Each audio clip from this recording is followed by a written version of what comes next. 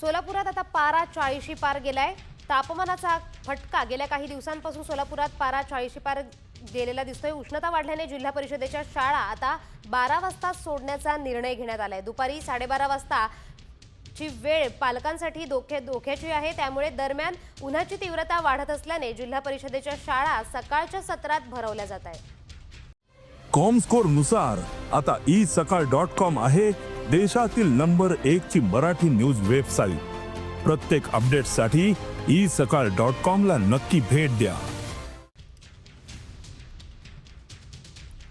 तर आता 12 मार्च रोजी सोलापुरात 39.4 अंश सेल्सिअस होतं। 13 मार्च रोजी 40.8 अंश सेल्सिअस होतं। तर 14 मार्च रोजी 41.1 अंश सेल्सिअस आहे।